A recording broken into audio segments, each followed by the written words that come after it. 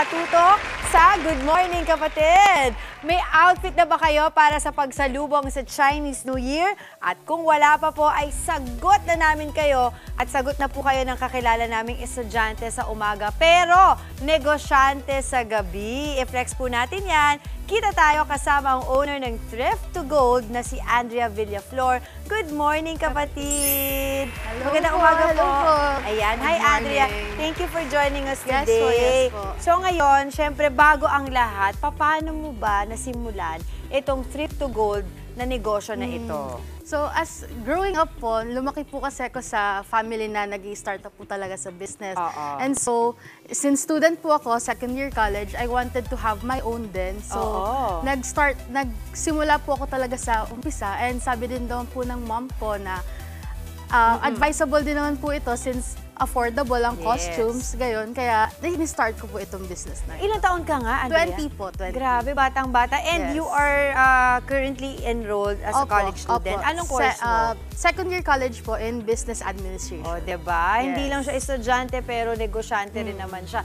Pero bakit mo ba, o magkano yung puhunan na inilaan mo para dito sa ganitong klaseng business? Yes. So, nag-start lang po talaga ako in 2000 lang po talaga. It's all I had. Pero nirisk ko po siya para magkaroon ako ng sariling negosyo ko and para side hustle ko lang din.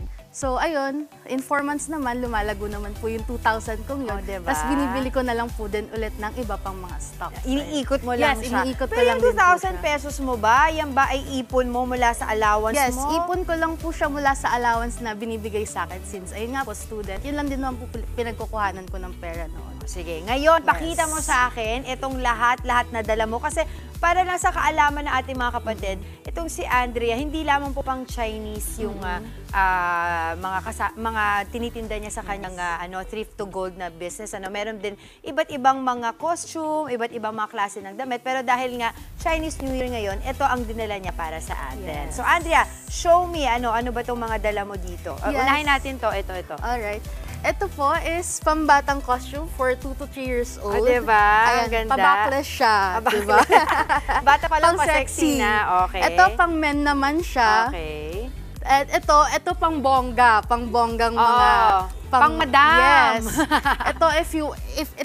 Ito if you're petite and you wanted to look good, ayan, di ba? Parang serpentina gown. Yes, And then of course, ito marami ka pang mga pangbata. Yes, ito mga pambata naman pang siya. costume Yes. din. Magkano yung mga ganito, yung mga pambata? It ranges from 300 to 450 max, ganyan. Ito yung siya. ganitong klaseng dresses na mahaba, how much? Ito 1,000 to 1,100 lang. Okay. Mura alright. na rin siya. Mura na rin. Yes. Pero itong mga to, isa-isahin din natin. Yes. Ito kasi makukulay. Alam mo naman pag Chinese, Yes. gold, red. Talagang red talaga. matitingkad yung Yes. kulay. Para nga, di ba, masaya tayong lahat. Ito, ang bigat nitong palda na to. Tsaka maganda yung materyales. Yes po. Magkano to? 600. 600 lang to? Yes. Can you imagine? Pwede na ba? Pwede na ba tayo? Pwede na. Ito Okay, din, next. meron din tayong palda. Pa-long back siya. Oo, may pa-trail. Ang ganda ng May burda pa-trail niya. siya. So, Pa-dragons. magkano naman to? 600 lang din siya. 600 din to? Oh my Yes. gosh, Mami Dims, May bagay to sa'yo. O, diba? 9 na daw to ni Mami May Dims. 9 agad. Ito, kanina ko pa ito nakikita. Parang ito yung gusto kong i-mine, i-add to cart. Yes, ito for 300 pesos lang. Affordable talaga siya for those na... 300 pesos yes, lang, Yes po. Oo, pang talaga siya, pang party, Sasama Yes. tayo sa Chinese New Year happenings.